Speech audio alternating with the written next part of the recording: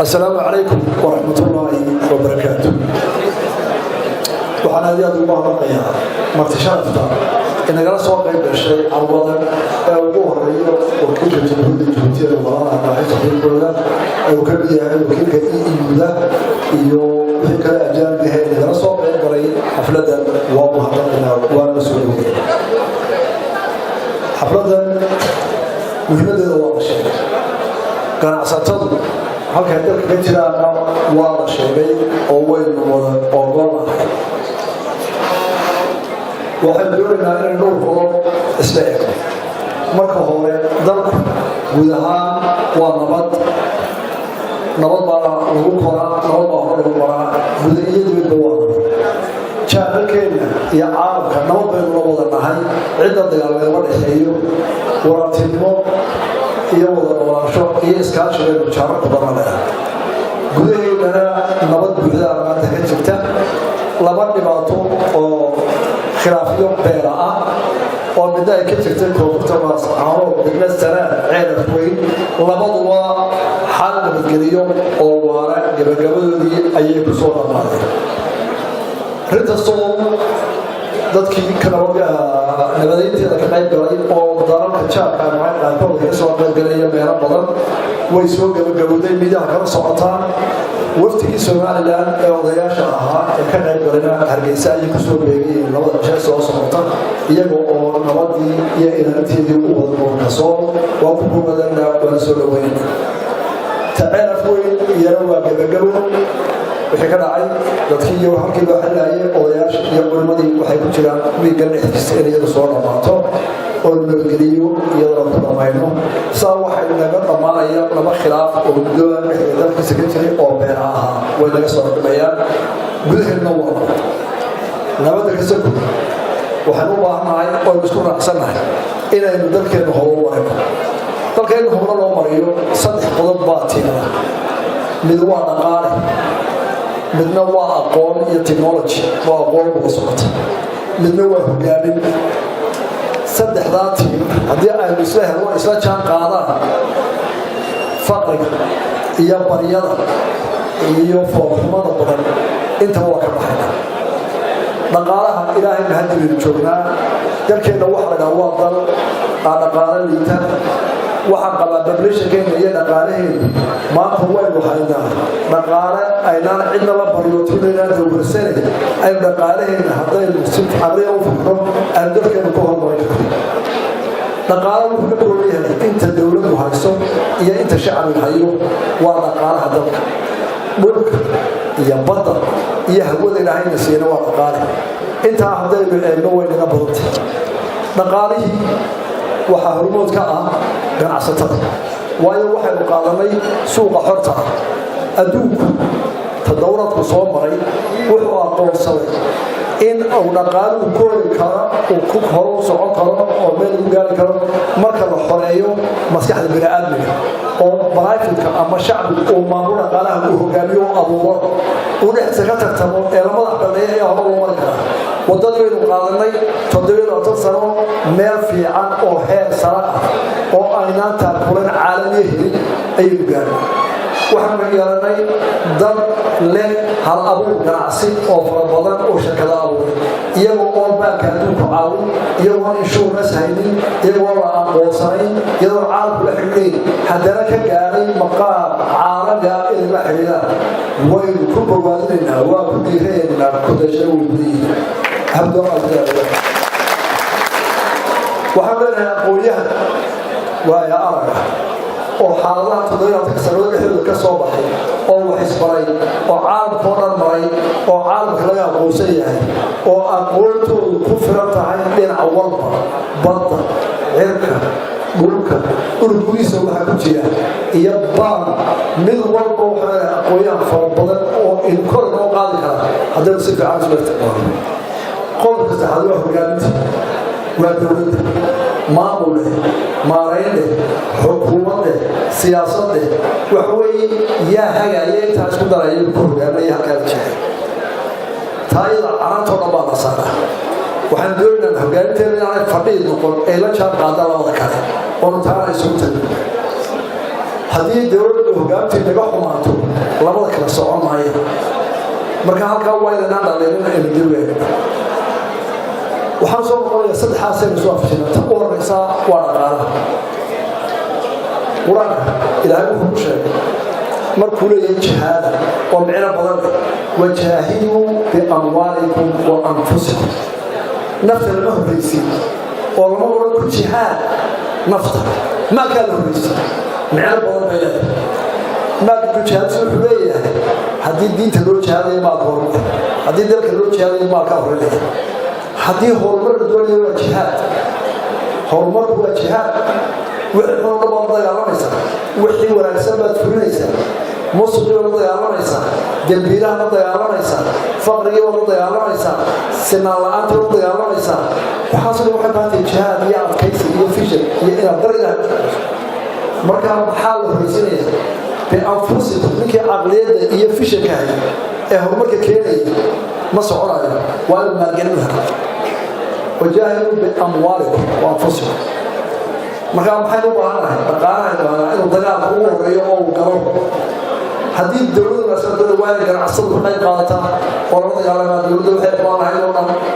haddii la doonayo in mashaariic horumar la sameeyo oo dad shaqaalo ugu abuuro waa inay ganacsada hormartaa dagaalkiina bilowdaa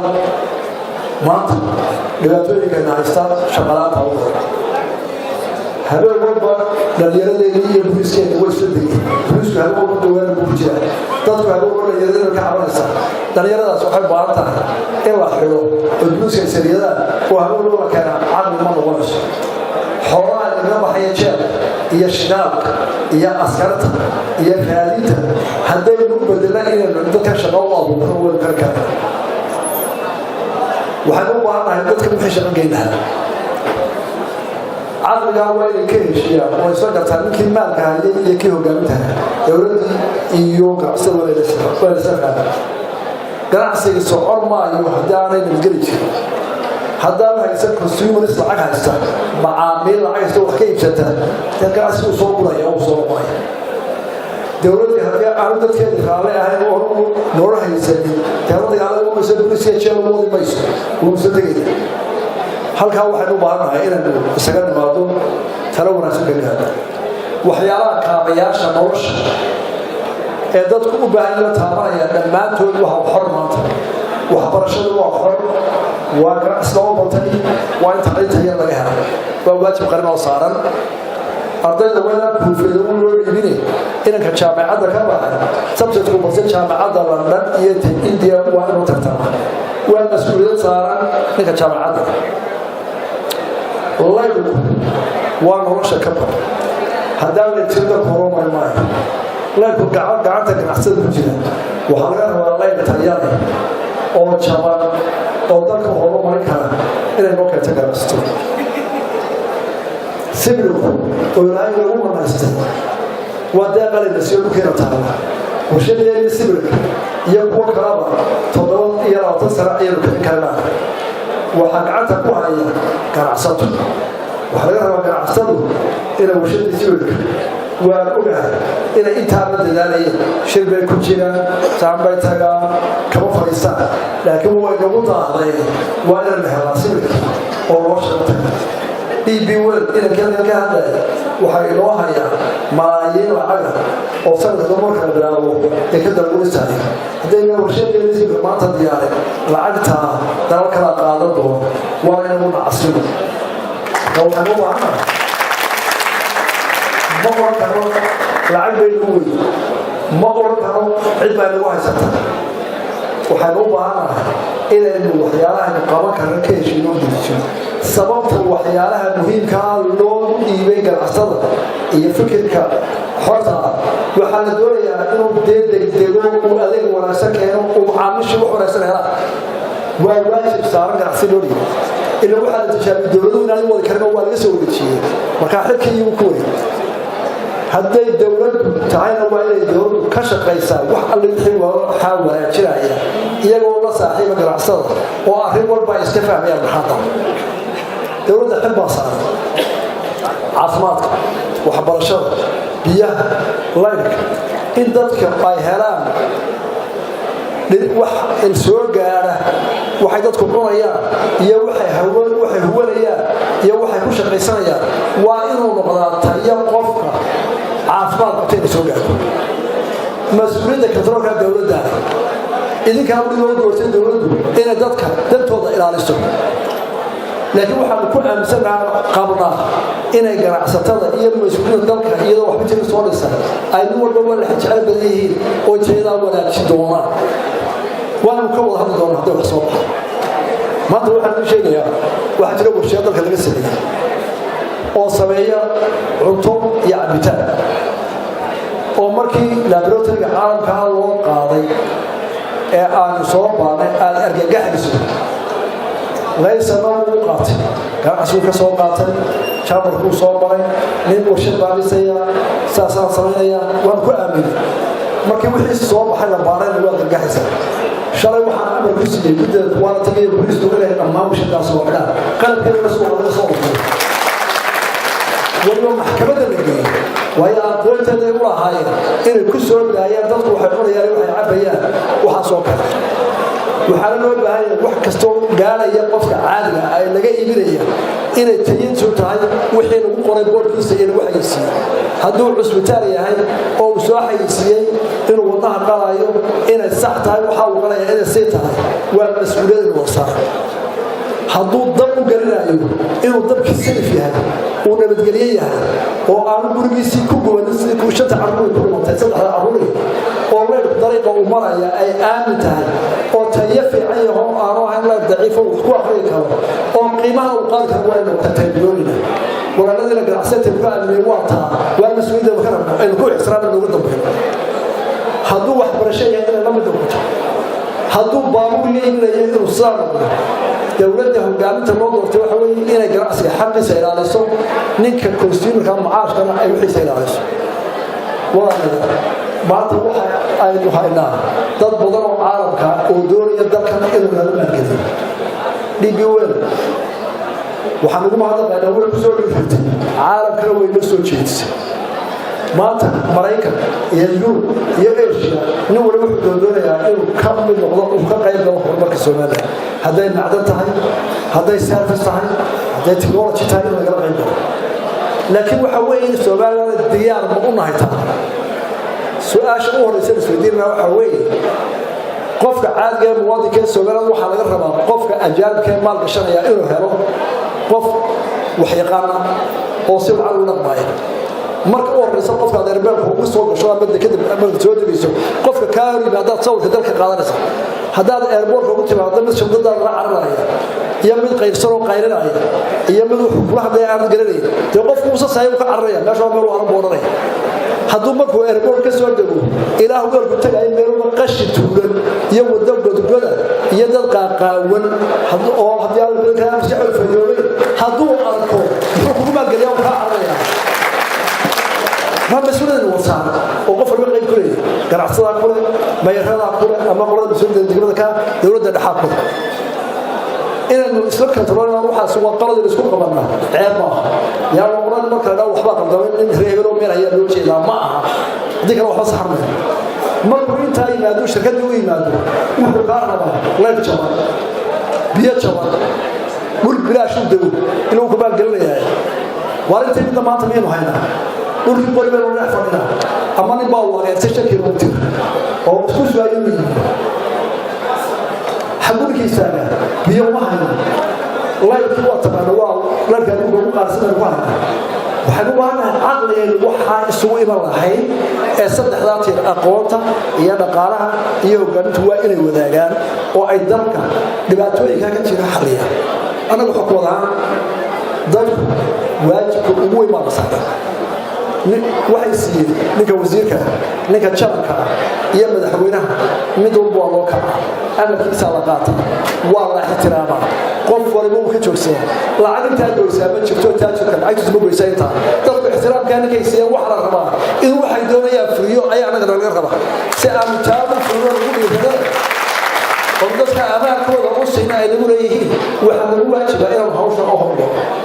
labada qole ee nala midka ixtiraamka la siiyo وكنعساتنا يا أبويا أنت هوسسها دولته مركا أنت الله سلامة الله احترامه وبدل الكلمات أنت إلا cayna waa loo xambaariyaa dhaliisha qaranka oo dhan ama la darameen ahaanaya laakiin xaajiyada ganacsi lama caranto aqooyahankana lama caranto eedoodana looma sheego saddexdaan tiridoo kala ismaya waabaya anagu waxaanu ixtiraam u haynaa oo doonaa inaan negotiationka iyo wasaaxiibtinimada u wanaagsan yeelan ganacsada iyo aqooyaha si aan dalka u dhisno waana laga helaya waa ku dadaalana waxaa kaloo waajib oo na saaran oo lagu xisaabtay waxaa lagu dhiibo hadday awood tahay iyo hadday dhaqaalo tahay inaanad musuq dhalina dadkii lahaa si cadaalad u noqoto horta waa ku dadaalanaa mase baaqayn karto waayo musuqa iyo eexashada iyo qabaanku waana xusheeya nin waliba wuu yimaadaa wuu iga waariya dadka cadaalad ku dhan musuqa inaga ilaali haddana wuxuu odhanayaa yarkaygii baa meel eebal inankaasoo meemadiya wuxuu odhanayaa dowladda madheeltiro reehel baa ka maqan halka lagu qala dadka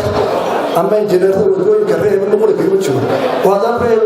injineer wadooyinka walaa xaggee ka keena haddana reehel lahayn dhakhtar sarjari xaggee ka keena hadda waa ninka iga waanaya mikrofoonka iyo masaajidka iyo meelo meelo cadaalada hala eego dadka hala sinaado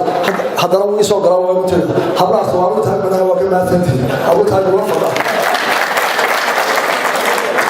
tujaartu waa inay tartantaa iyo shirkaduhu tartanku waa mid inaga inoo faa'iideeyey mid inaga dila walaalo tujaar iyo shirkaduhu waa in tartanku waa ka hore loogu maraayo waa ka fikradda abuuraya laakiin ma aha inaan maqlo shirkadii waa weynaa baan laydkii magaalada isku haysta door meel laga taagaya leydee marnayo ayaa maalmuhu isu dhimanaya waa ceeb shirkadeena waa weynaa marka waxaan kusoo koobaya maanta waxa marka messajka lista waxa weeye qaybta dhaqaalaha ee xorta ah iyo aqooyaha iyo xukuumaddu saddexdaa mas-uulbeeda saaran annaga taayada alla nooma xil qarin labaatan jir buu jooga alla uma xil qarin nin layidha waa la doorto xeel qaban baad haysaa ilaahay uma xil qarin wuxuu qabtaana baraka ma leh maalintuu dhintaa la ammaanaa maalintuu dhinto ayaa la ammaanaa inta ka horeysa ushu baana saaran diyaar baan u waayargeeda waa maray labada qayboodoo kalaa doonaya inay nala soo galaan hawsha oo inkooda shaqeeyo fursadda maanta soomaalida haysta 2 sano soo socda waa fursad hadda ay sayta si loo heli doono aynaan gareyn iyadoo la ictiraafsanay oo weliba wala ay bari dowladda hasbay inoo hanjabiso meel walba laga dagaalanayso meel walba haddana ilaahay wuxuu qadaray maanta in caalamka Soomaaliya soo jeedo waxay loo diyaar shirkadihiin roobka badan waxa diyaar kuwii macdanaha soo saaray waxay loo diyaar ku misaaf sameyn lahaa cid kasta bari iyo galbeed waxa lagu wixii lacag ah oo inoo soo jeeda haddayna ganacsadeena iyo aqooyahankeena iyo dowladdu arrintaa ka faa'iideen taariikhda saamiximayso ogaada intayna maanta xirkaysaan anagu xagga diyaar baan ka mar idin roo sugeynaa aad iyo aad u mahadsantahay